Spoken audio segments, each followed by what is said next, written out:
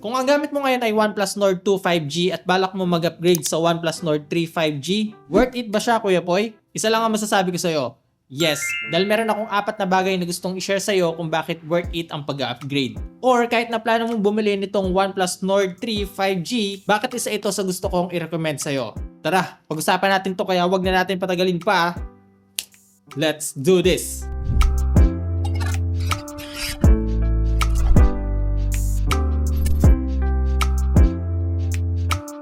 What's up guys? Ako nga pala si Poy and welcome back sa channel. Okay, pag-usapan na natin agad ang presyo. Para sa presyo nitong OnePlus Nord 3 5G, ang official SRP nito sa atin ay 29,990 pesos para sa 16GB of RAM and 256GB of internal storage. Smartphone under 30,000 pesos, anong kayang ibigay nito sa atin? Tara, unbox na natin to guys, tapos pag-usapan na natin. Okay, so ganito nga yung itsura ng box itong OnePlus Nord 3 5G. Ngayon, pagbukas natin dito, una natin makikita ay itong cardboard box. Sa loob nito, meron siyang safety guide and quick guide. And then, meron tayong makikita ditong membership card. Syempre, hindi mawawala dyan yung welcome letter. And of course, yung ating SIM ejector tool. After nito, makikita na natin yung OnePlus Nord 3 5G. Then, sa pinakailalim naman, meron itong 80 watts na charging brick. And of course, itong signature na color red na OnePlus charging cable. And yun na laman ng box. Wala siyang kasamang wired earphones or dongle. Pati free jelly case, wala tayong makikita dito.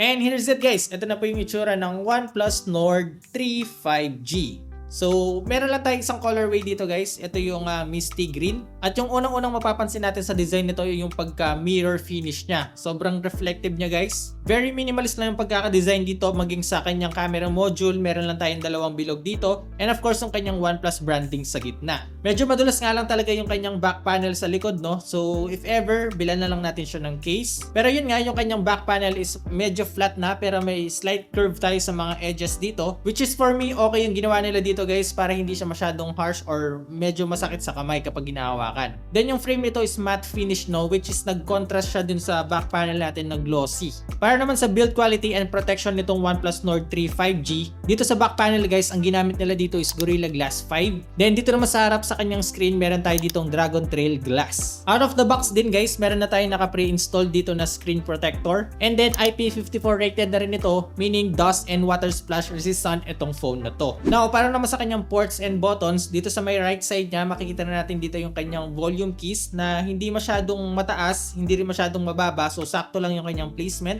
Dito naman sa top part, meron itong IR blaster, meron siyang secondary microphone and secondary speaker. Sa right side naman, makikita na natin dito yung kanyang alert slider and yung kanyang power button. Dito naman sa pinakababa, makikita na natin yung kanyang SIM tray and yes guys, sa mga nagbabalak na mag-expand ng storage dito, hindi natin siya magagawa kasi meron lang tayo ditong dual nano SIM slot. Pero for me, yung 256 gigs nasa sweet spot or nasa gitna siya. So okay pa rin siya para sa akin. Nasa tabi nito yung kanyang main microphone, of course yung ating USB Type-C port for charging and yung ating main speaker.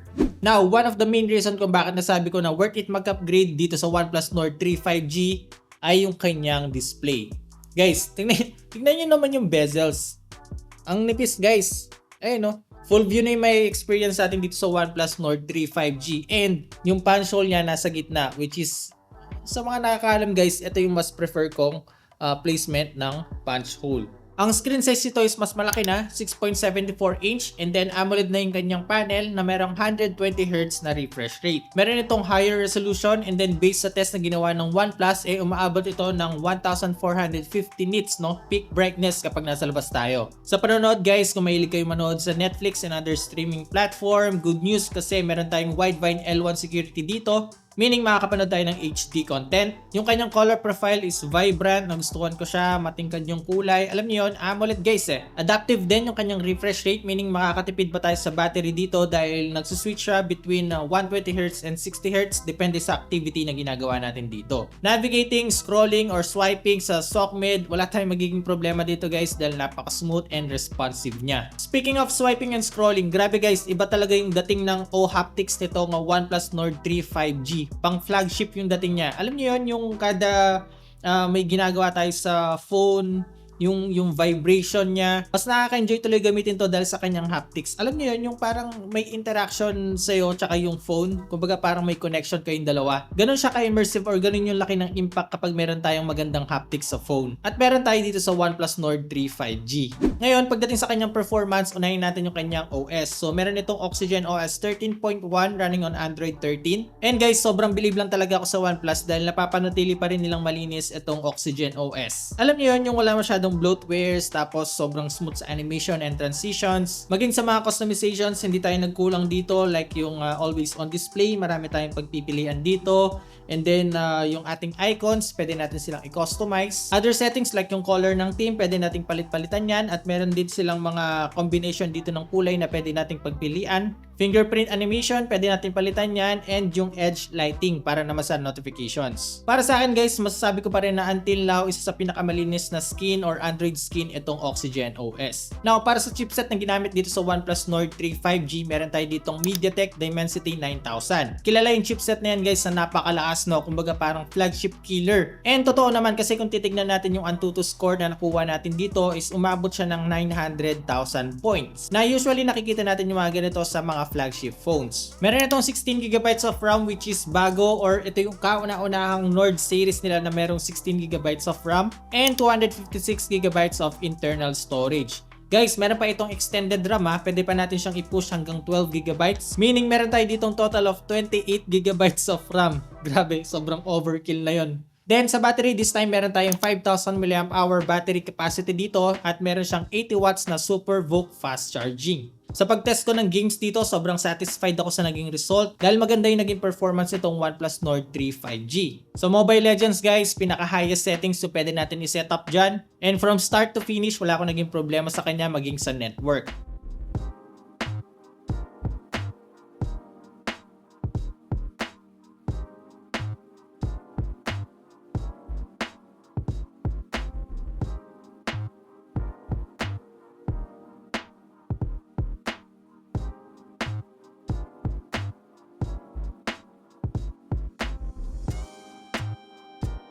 Maganda rin yung naging performance nito sa Call of Duty Mobile sa multiplayer mode. Sobrang nagustuhan ko siya sa gameplay maging sa kanyang graphics. Plus pa dito kung bakit ko siya na-enjoy ay dahil dun sa kanyang dual stereo speakers na talaga namang narinig ko yung mga gunshots at mga footsteps.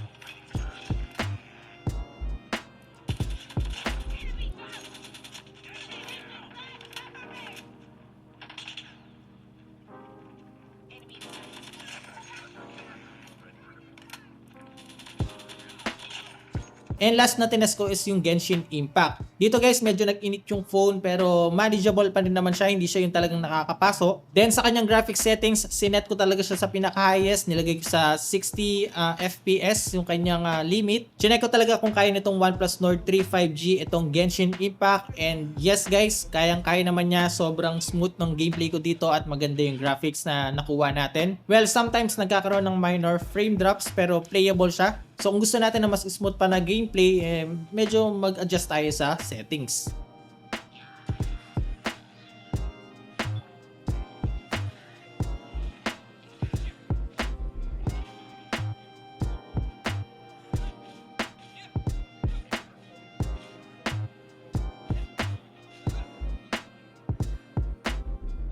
Ngayon, pagdating naman sa camera setup nitong OnePlus Nord 3 5G, yung main camera nito is meron siyang 50 megapixels at naka Sony IMX890 sensor. Meron itong kasamang 8 megapixels na ultra-wide at 2 megapixels na macro camera. Then sa harap naman under the punch hole, meron tayong 16 megapixel camera. Ang kinaganda din sa camera nito is meron din siyang optical image stabilization, so makakakuha tayo dito ng smooth footage. Sa mga magtatanong sa video recording nito, capable siya ng 4K hanggang 60 FPS, pero yung sa front camera guys, hanggang 1080p lang tayo dito. Ito yung camera samples na nakuha ko dito sa OnePlus Nord 3 5G, and as you can see guys, okay naman siya, yung details nandiyan, vibrant, hindi mo na kailangan pang i-edit. Overall, satisfied naman ako sa mga results na nakuha ko dito.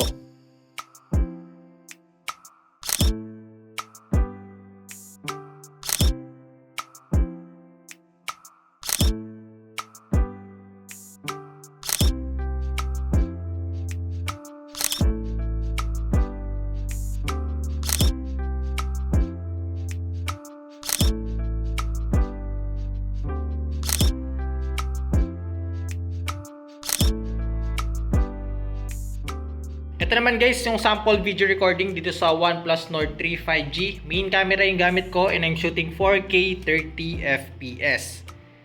So as you can see, okay yung kanyang focus.